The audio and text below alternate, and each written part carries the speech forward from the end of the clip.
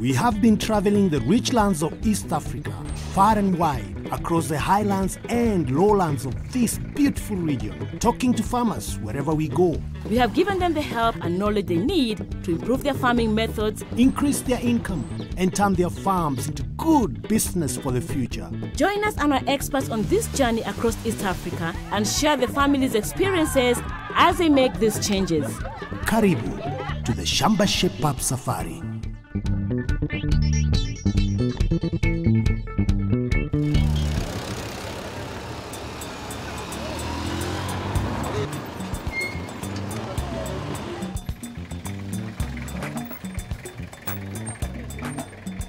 Welcome to Shamba Shape Up. We are in Giaki, in Meru County, for yet another exciting Shamba Shape Up. So let's get to work.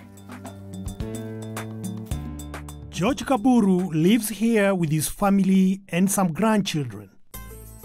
He farms maize, sorghum, chicken, cows, a pig, and he even has 2 fish ponds. Now, George, as you explained to us, you are a very good farmer. Now, what problems do you have when you are farming? First of all, it's a capital. Sometimes we get in a crop failure. We always get in many chickens, but there is type of disease comes with, they always die, remain small. Okay, tell me about your cows. I've got a big one, and a smaller, and a smaller. And a small one. So you have 3 of them. Are they healthy? Yeah. You are told you want to see it. I'll go and see. And then we can see how we can help with your cow. Okay. We've come with experts, and they will advise you about your sorghum, about your chickens and your cows. Yes. Yeah. So we're here to help. Oh, it's so lush and green here in Meru, isn't it? Lovely county. Very beautiful. But you have lots of work to do, so what do you want to start with? I'm thinking of starting with the cows. How about you? Cows? How about I start with vaccination? And I can do the feeds? Feeds, vaccination, Yes. That's good. Yes. And then I can go to the farm and have a look at their sorghum. Okay, and then we can share the chicken. Absolutely, I'm hungry. Not for eating. What? Get to work. Oh, okay. George and Angelina lost most of their chicken flock. They still have some Kaburu chicks and wish to add some more to build their business. To help them avoid losing more chickens, an expert from Ken Chick has come to give us some advice.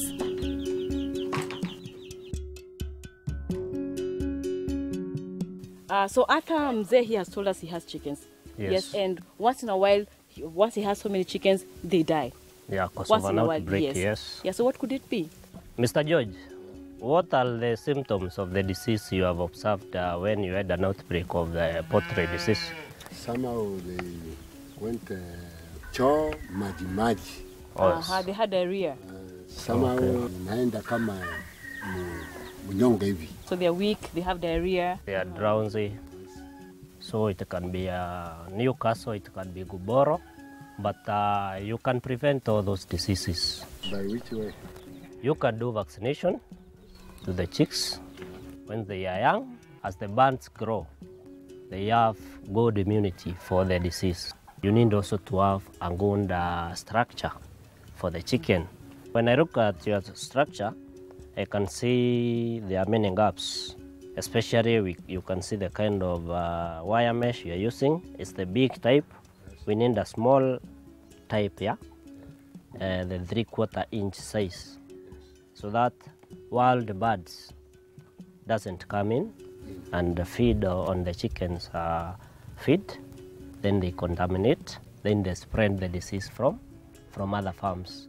You also need a good structure with a footbath on the door, with a disinfectant, so that everybody who comes into the chicken house can disinfect.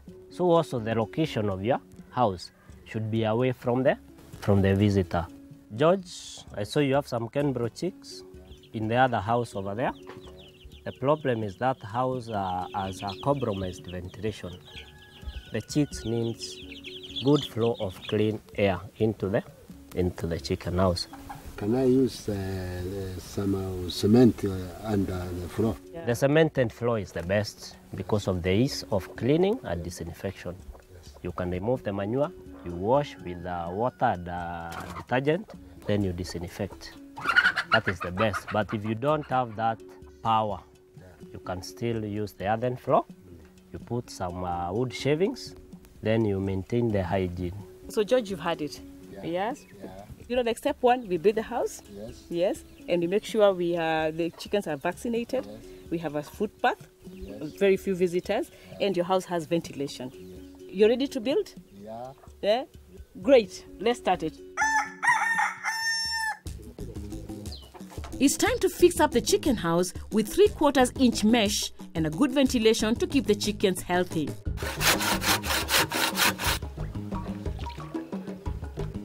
But first, I need curries to help the pig, which is in a bad state.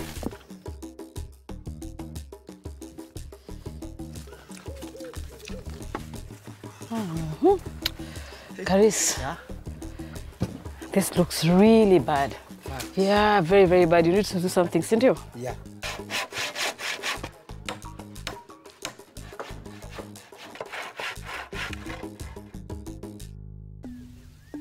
George has harvested his sorghum crop already.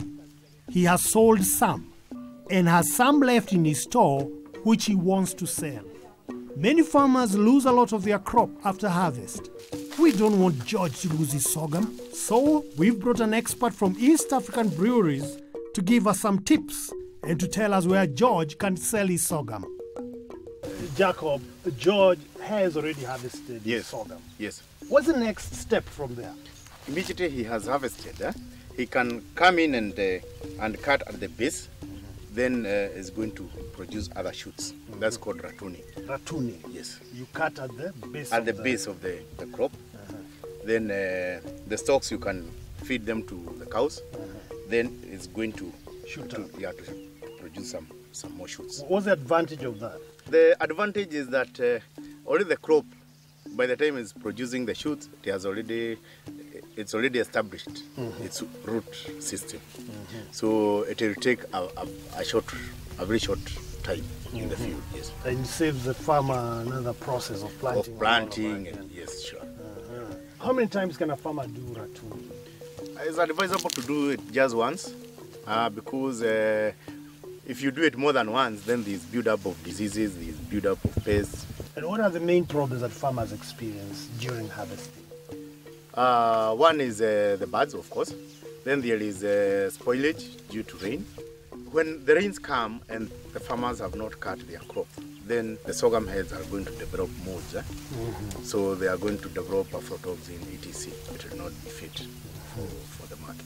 Let's talk about post-harvesting. The farmer has already harvested his sorghum and Yes. taken it home. Yes. What's the next step? Immediately the farmer has cut the sorghum heads, he should take them to the homestead and allow them to dry up completely. The farmer will put the sorghum heads on a tarpaulin, not on the ground. Why? Because we don't want the sorghum to be contaminated with the soil and stones. That will compromise on the quality of the sorghum. So he should dry it on tarpaulin and also thresh it on tarpaulin. Okay. After threshing? Yes. He should winnow so as to remove all the rubbish, then put it in a sack. Yes. And call the agent so that he can collect the sorghum. So the farmer has done all that. He's harvested, he's dried it, he's threshed, he has winnowed, and he has surplus which he has put in sacks. Yes. And the agent has come, Yes. picked a few, left some behind. What does the farmer do? Then he requires to really protect that sorghum against weevils. So he'll have to apply dust. There are several dusts in the market, insecticides. George has 2 bags still Yes. remaining in his store. And I think it's a Yes. good idea to go and have a look at his store. Yeah, sure. What do you think? Yeah, that's George, a good idea. it's good we go have a look at them, can't we? Yes. All right, okay.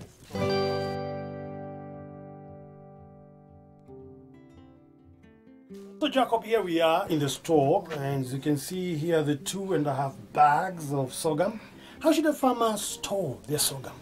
They should not store on the floor directly like this because the floor usually makes it a bit moist. So the sorghum will actually spoil. So we should actually put the bags on pallets and not also on the walls. Yes. And are these the right kind of bags to store them in? Well, there's no problem with this. And should the bags be facing upright or which position? Ideally, if we have pallets, then they'll be lying on the floor like that. Horizontally? Yes, horizontally. What are the quality tests that a farmer should do before you buy the sorghum from them? The first thing is that sorghum should be dry. It should be 13.5% moisture content. If you feed it between your teeth, it is not... Are you eating it? No, you are just checking the... As an easy guide. They should actually crack when you put it between your teeth. We check whether there is foreign matter or other grains. You'll find some of them may have maize or beans, etc. That is not allowed. So Jacob, the farmer has stored his sorghum here. How does he access the market? He will take it to the collection center. The agent will come and pick it up at the collection center and pay the farmers immediately. Is there some kind of contract? Yes, we have contracts between us and the agents, and now the agents are supposed to have contracts with the farmers.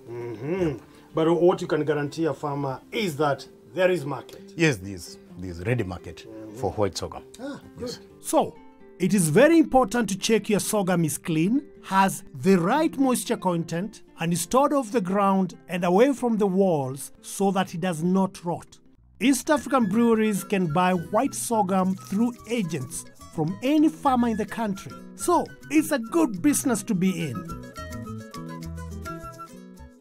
Now that you have helped George to make more money from his sorghum, we need to show him how to save money. We have just the right thing for that, a delight. So, George, I notice you don't have electricity. What do you use at night? Ordinary lamp for using paraffin. Do you spend a lot on paraffin? Yes. And where do you get your paraffin? This far is almost 5 to 6 kilometers. 5 to 6 kilometers? Yes. How about charging your phone? Where do you take your phone for charging? On the market near. The same place? The same place. Now, George, no need to worry. I've got a solution for you. Delight. And Delight uses solar power. Yes. All you need to do is install this solar panel onto the lamp here. And you put this panel outside. To get the sunshine. Yes. And then your lamp will start charging. How many hours can I use it? It can go for so many hours. This lamp can go between 100 hours, 8 hours, 4 hours, 16 hours. Because it depends on the kind of light that you are using. Yeah. And the good news is you can use the lamp to charge your phone. You just install this gadget here. Give me your phone. Let me have a look at your phone. All right. There you go. Is it charging? Yes. Yes. Thank you. Thank you, because the waste time I can't get again. Yeah. Now I will go on with my work without wasting time. Okay. Yeah. So Delight and Shamba Shape Up are giving you this lamp. Happy. Now you can be able to take care of your Shamba. Lots of work going on, Naomi. Loads and loads of good advice. That's true, and George is very keen. Oh, he is very keen to learn. He is. And there's still more to come. Right after the break. Welcome back to Shamba Shape Up. We're still here in Giaki, in Meru County, where Mzee George is still learning more about farming and getting expert advice. So, let's get back to work. Okay. George's cows spend the day out of the shed grazing. But there's a cow pen here which doesn't get used and has some problems. Our friend from Cooper's has come to have a look and help George on the housing and the feeding. So, here we are. Cow shed? No cows. Why are they not in the shed? I bought this house very good before, but there's some muswa. Termites. Termites. They're called termites, yes. They came and bite the timbers and destroyed the place. Destroyed the place. Yes. So what can we do about the termites?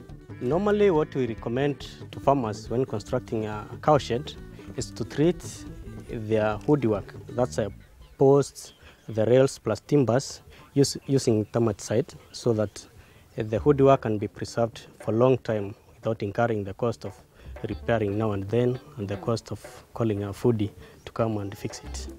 Yes, and as coopers, we have this product called Metro, which when used to treat the woodwork, they can last up to 10 years without the farmer incurring the cost of repairing now and then.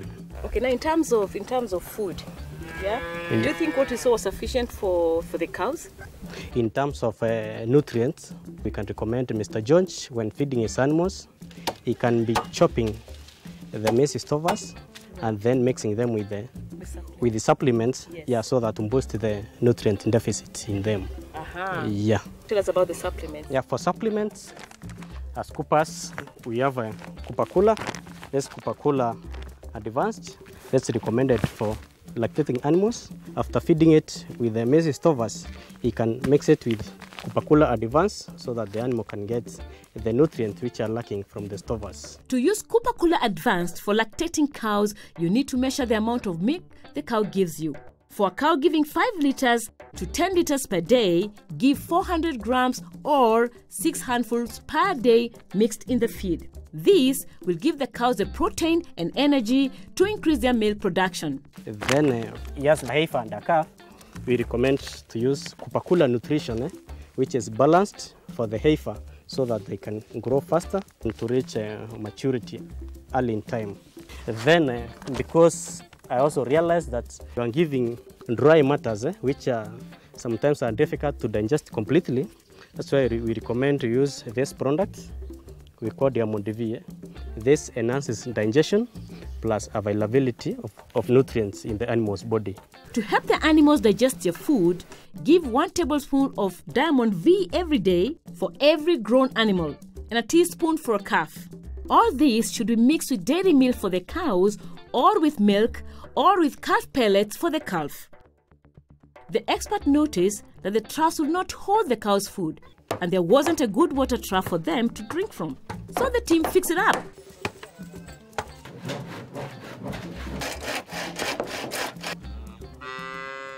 Why are all these cows here?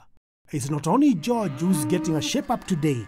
The neighbors are also having a cow shape-up. Well, Mr. Odeda is like a cow market here, as you can hear the noise. So many cows have come. I think the whole village is here. Now, explain to us, what is ECF? ECF is East Coast fever. East Coast fever is a tick-borne disease and is spread by the type of tick which we call the brown ear tick. And the obvious signs that you'll start seeing after about 5 to 7 days is the swelling of lymph nodes. Yeah, so normally you find the lymph node that is below the ear and the one that is in front of the forelimb will get swollen. Normally it's a disease that affects both the local and even the exotic cattle. The exotic cattle are affected whether they are calves or adult animals, but the local cattle mainly it affects the calves. And in some cases, if you don't intervene, in most of the cases, you find you lose all the cattle that are affected. But the medical intervention is normally very expensive because treating ECF costs you between 3,000 and 5,000 depending on the size of the animal. And treatment is not a guarantee the cow will survive. What are the early symptoms that a farmer can see to detect that the cow has a problem that might lead to ECF?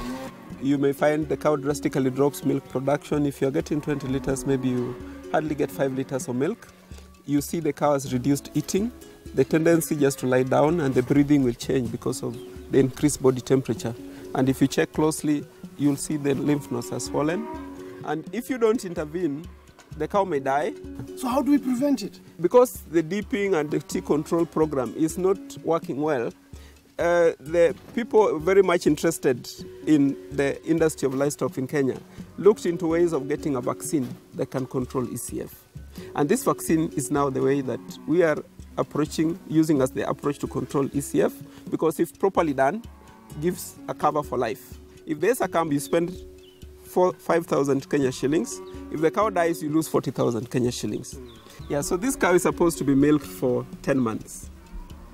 So if you are to get 600 shillings per day, and you've lost 300 days, so 600 times 300 is 180,000. So you've lost 40,000, which is the price you'd sell the cow, and you've also lost 180,000. So you're coming to 220,000. This calf is supposed to give us a calf every year. And this calf, at the end of the year, you can sell it at a similar value. And calves are normally sold at a higher price. So we are moving to around 250,000. So if you look at all this, it's just caused by us not taking the preventative measure of either spraying or vaccinating the cattle. Sounds like a huge, huge loss. Yeah. And for that, I think we better go and start vaccinating right now. Mzee, what do you think? I'm ready to do it. You're ready? Yeah. All right. The ECF vaccine can save you a lot of money. So it's a good investment to keep your cows alive and healthy. The vaccination is done by trained vets who will come to your farm to check and vaccinate your animals. The vaccine comes in doses for 40 animals. So get your farmer group or neighbors' cows together.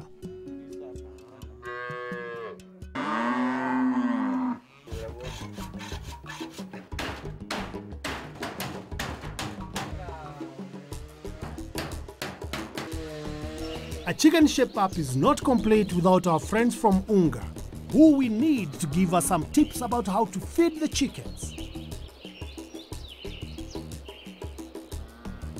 After having a close look at the house and the feeding equipment, the expert has a lot to say. George, what do you feed your chicks on? I give them ordinary unga, then water, and the tools which I use plates. Yeah, I saw plates in there. Normal plates. I was wondering whether it would be a spoon or a fork. Well, I also thought maybe it was somebody else who was being served food there.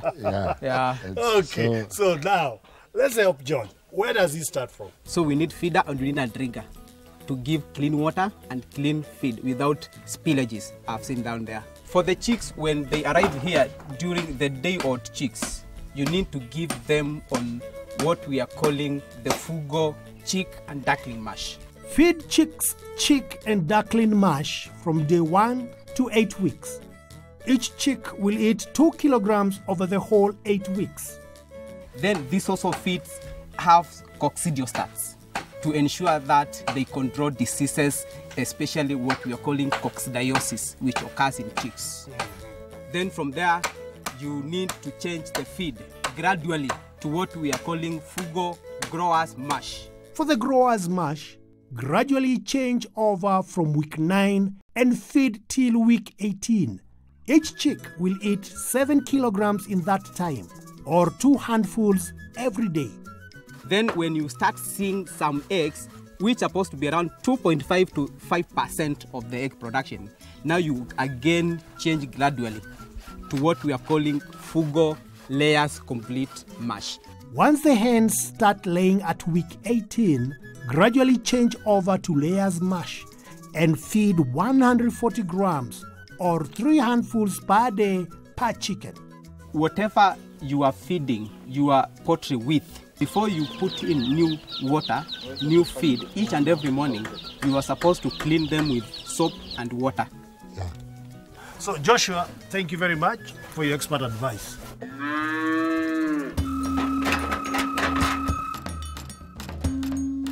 With all the advice from all the experts, the construction team has a lot of work to finish. Where is Tony to help me?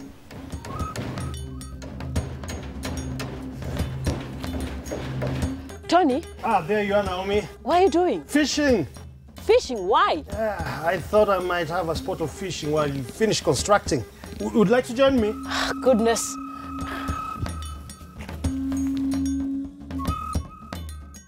With the new pallets in the store, the sorghum could now be properly stored, and George can look forward to good prices for his grain.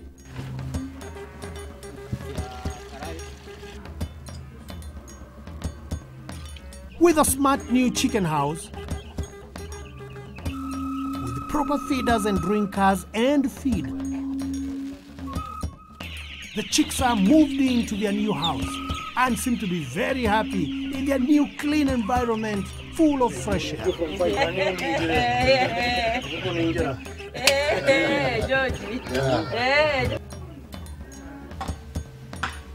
The cow shed is done.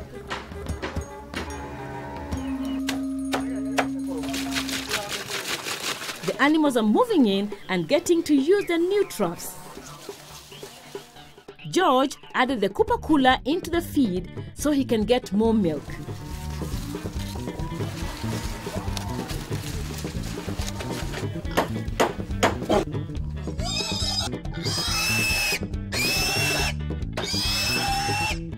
Work has been fast and furious in improving the pigsty. The roof has been fixed.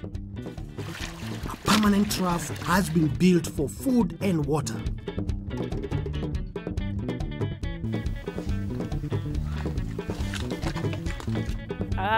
Very good work. Good job. Very job. good work. Hey. George, now could Afroni manage to fish with this fishing rod? It's not even a fishing rod, is it? My fish are very clever. Anyway, George, are you happy to have us in your farm? I'm very happy. Yes. Happy 100%. Ngwĩrĩtio nĩ ntũbo ubona na nkauga ibwega na ibwega Murungu abo tharime. So Evangelina and George, so when your neighbors ask you who was here, you'll say it was Shamba Shape-Up. Shamba Shape-Up is online. To learn more about today's topics or to watch any of our previous episodes, visit shambashapeup.com, select the episode and click play. You could also visit our Facebook page, Shamba Shape-Up, to get more information, get involved in discussions, and also get a chance to enter some of our great competition to win great prizes. You can also find us on Twitter @Shamba Shape-Up.